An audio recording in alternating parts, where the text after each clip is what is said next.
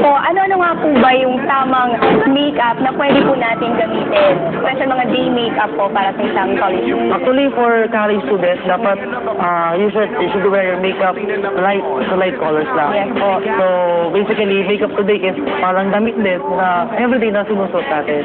So, which is mas okay kung light makeup, more light makeup pa. Yes po, sir. Ano po yung mga inuuna natin ginagawa sa pag-makeup po? Actually, we have to start first with a clean face dapat. So, dapat malinis yung face natin. Secondly, dapat you put your moisturizer. Moisturizer. Second, we have foundation, which is yung second base natin. We have here, we have loose powders. Or, meron din tayong mga cake foundation. Cake foundation. Yes, for our face. Sir, ano po ba yung pinakamahirap na parte ng pag-makeup? Actually, ang medyo maselan or pinakamahirap na part ng makeup is yung kilay. Kilay. Yes. So, sa ating, nakikita po natin ngayon ng ating model na si Miss Almea Dizon at ang nagde-demonstrate ng makeup ay si Sir Lloyd Pierce. So, ayan po. Paano po ba yung tamang paglalagay ng eyeliner, sir? Actually, first muna sa kilay tayo. No? So, sa kilay, you should look forward. Yung model natin is dapat naka-look forward. Tapos, you should draw a perfect part. So, you should, pwede kang gumamit ng pencil or we have powder na pangkilay din. Pwede rin. And then the important is, you should blend your kilay. Okay, sir. Ano po yung ginamit nating eyeshadow kay Almea? Kay Almea, yung model natin, gumamit ako ng copper or tangerine color sa eyeshadow niya. Yes. So, that's tangerine color. So, ito po yung nababagay para sa day makeup? Yes, for day makeup, for daily makeup. Yes. And then, sa blush on naman, sir, kasi medyo morena si Almea. Ano po yung bagay na blush on? Kay Almea kasi, we use pinkish color for the blush on. Which is mas bagay sa face Almea. Tsaka, mostly kasi ngayon, siyempre yung mga students, more on blushing lang sila. So, parang daily makeup nila, more on pink colors lang. Yes, sir. Para naman po sa mga Miss Tisa, ano po yung mga nababagay na blush on para So, go for orange color or more dark. Yes, sir. Sa lipstick naman po, ano po yung bagay sa... We have two lipstick kasi pwede tayong yung lipstick talaga siya. And then secondly, pwede rin tayo mag-lip gloss lang. Pero for Almea, we use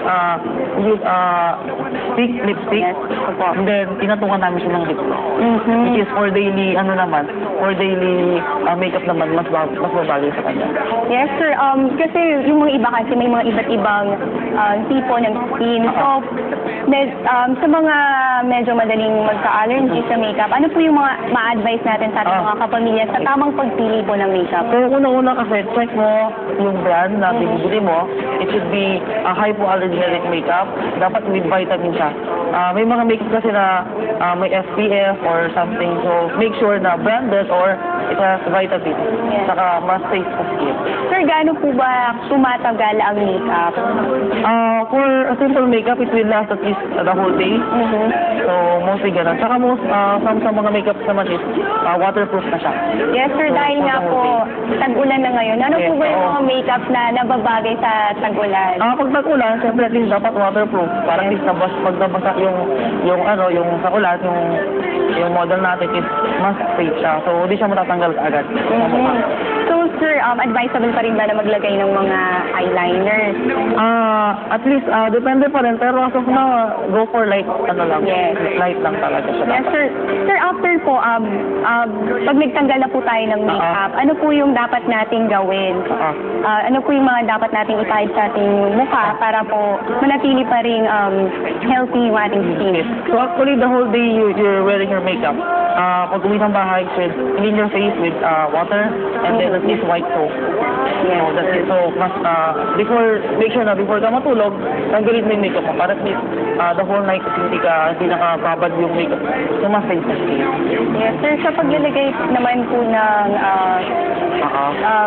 advisable pa rin po ba na maglagay din ng foundation para Ay, pares po yung kulay ng mukha sa leeg. Depende kasi sa foundation, kasi may mga, so dapat if you will buy your makeup, dapat makulay talaga ng skin mo. Yes, So, sir. mas Sir, pumaga. may karagdagan tanong lang po ako sa paglalagay ng blush on. Saan po ba or paano po saan po ba nilalagay yung blush on? Sa cheeks mismo, so you should smile, Yes, sir. para makita mo yung tapos i-brush mo siya upward. Yes, sir. Kasi po minsan may mga lumalagpas po yung Yes, blush may on. mga sobrang kapal or something. So, from your cheeks, pataas siya.